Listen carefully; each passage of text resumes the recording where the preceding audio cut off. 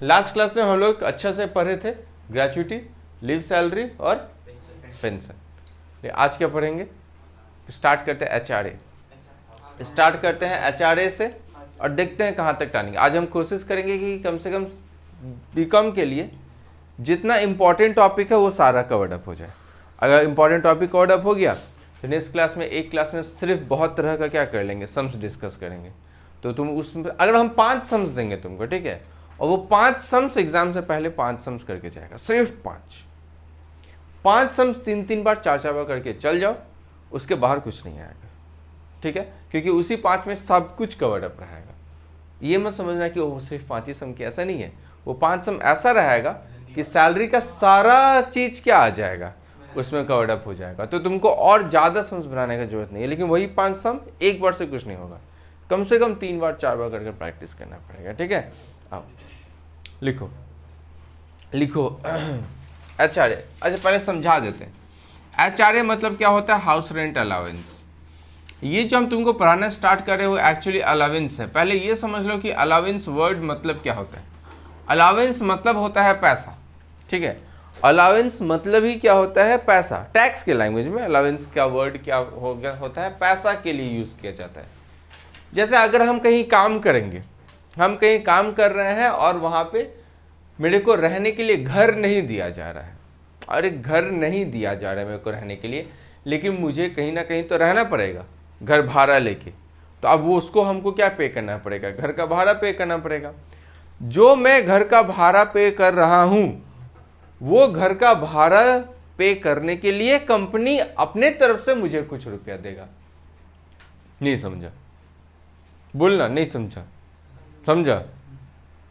हाँ, वो पैसा के बदले कंपनी घर के जगह पैसा दे रहा है। घर के जगह, ठीक ही बोला, घर के जगह क्या देगा, मतलब हम कहीं पे काम करते हैं, मान लो हम कोई एक कंपनी में काम करते हैं और हम कहीं पे भाड़ा पे रहते हैं, तो वो कंपनी मेरे को क्या देगा, घर भाड़ा जो हम पे करते होंगे ना, उसके बदले मुझे कुछ पैसा देगा।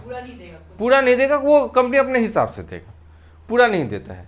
कंपनी बोल देता है कि हम अब ऐसे कंपनी अगर देने लगा, सोचो मान लो हम जहाँ काम करते हैं, ठीक है, अब बोलेगा कि देखिए ठाकुर जी आप जहाँ रहते हैं आप रहिए, हम पैसा देंगे। तो हम बोले ठीक है।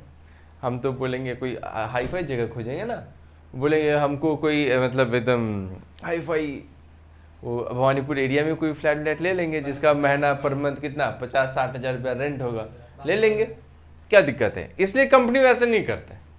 कंपनी बोलता है कि देख हम हर एक महीना तुमको 4,000-5,000 रुपया, जो भी बोलेगा 5,000 रुपया देंगे हर एक महीना। अब तुमको कैसा घर में रहना है वो तुम समझ लो।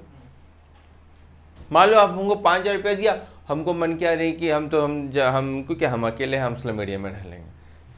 हो ही सकता है स्लम एरिया में रह लो। तो 5,000 रुपया अगर तुमको दे रहा है, हम भाड़ा मान लो दे रहे हैं सिर्फ 500-600 रुपया, बाद बाकी मेरा क्या हो जा रहा है, इनकम हो गया, बचत हो गया, कोई दिक्कत नहीं है उसमें। कंपनी ये नहीं बोलता है कि तुम कितना भाड़ा देगा, उससे मतलब नहीं, कंपनी को उससे मतलब नहीं है। कंपनी हर एक महीना क्या देगा, 5,000। लेकिन ये कंपनी का बात करें हम, कंपनी को मतलब नहीं है, लेकिन टैक्स को बहुत मतलब है। टैक्स को क्यों मतलब है, अगर वो 5,000 रुपया दे रहा है और हम भाड़ा कितना दे रहे हैं, सिर्फ 500, तो बचत कितना हो रहा है, तो 4,500, तो एक तरीका का इनकम नहीं हो रहा है, मेरा फायदा हो रहा है ना। तो टैक्स को क्या है, ये सब चीज से बहुत लेन देन है।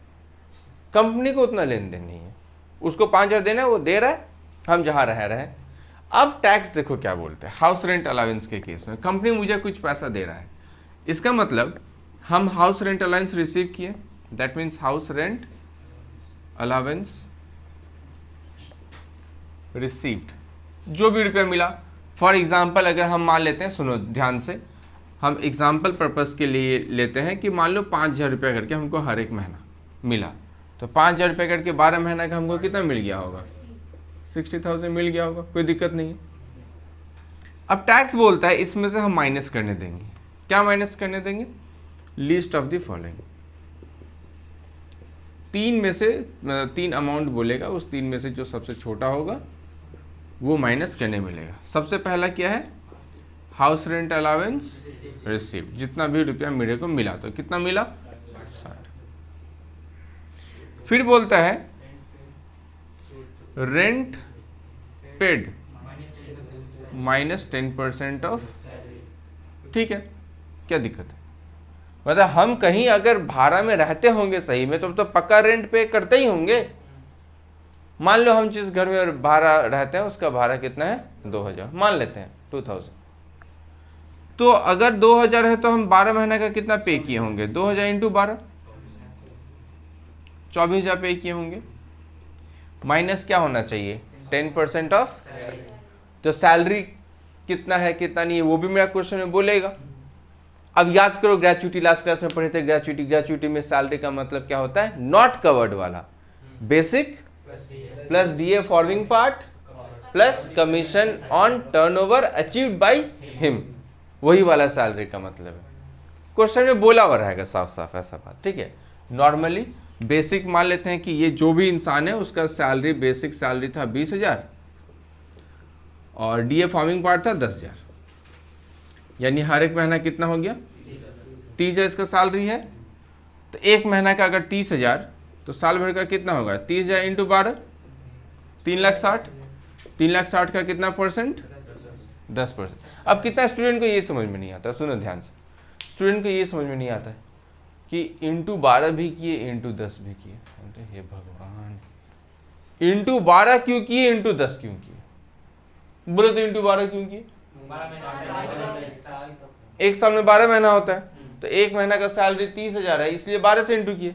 और 10% क्यों इंटू किए? क्योंकि टैक्स के अकॉर्डिंग 10% बोला है, इसलिए 10% किए, ठीक है। खैर, तो यहाँ पे कितना आएगा? इसका 24,000 आया था, 3,60,000 का 10%, तो 24,000 माइनस, तो नेगेटिव में आ जाएगा। नेगेटिव में आ गया मतलब नील।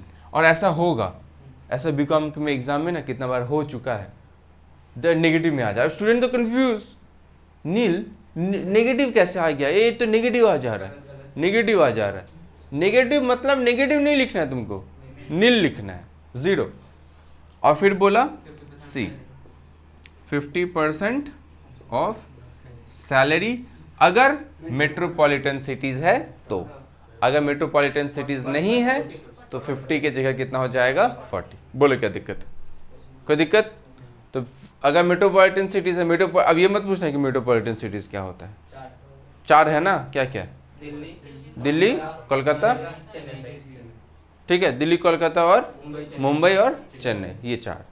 तो 4 में से कोई भी एक बोलेगा ही, मैक्सिमम कलकत्ता ही रहता है, तो कलकत्ता तो मेट्रोपॉलिटन सिटी है ही, तो 50% ही रहेगा। अच्छा, मेरा सैलरी कितना था? 30,000, तो 30,000 इंटू 12, 3,60,000 आया था, तो 3,60,000 का कितना आ जाएगा? अब बोलो तीनों में से सबसे छोटा कौन है भाई? नील। सबसे छोटा 60 है, सबसे छोटा कौन है? नील। नील मतलब 0, यानी कि ये बाहर कितना निकलेगा? नील। नील। अब 60 माइनस नील कितना होगा? ये कितना जन गलत, ये स्कैनर में क्वेश्चन है, ऐसा आया हुआ है बीकॉम में क्वेश्चन। ये क्या होगा तुम्हारा? टैक्सेबल। और जैसे ग्रेच्युटी है ना, जैसे ग्रेच्युटी, लीव, पेंशन देखा होगा स्कैनर में बहुत बार दिया है, वैसे ही HRA का भी दिया है। ये 4 टॉपिक ऐसा है जिसमें से 5-5 मार्क्स का क्वेश्चन दे देता है कभी कभी अलग अलग से, ठीक है। हाँ, चारों में से कोई एक तो देगा 5 मार्क्स, एक तो लॉन्ग क्वेश्चन देगा 10 मार्क्स का। अच्छा, ये हम तुमको क्या बता दिए? HRA। अब हम फटाफट एक तो ले लेते हैं टेस्ट। मेरा नोट्स का पेज नंबर 18 क्वेश्चन नंबर 7, मेरा नोट्स का पेज नंबर 18 क्वेश्चन नंबर 7। हम तुमको टाइम अलाउ करेंगे 5 मिनट।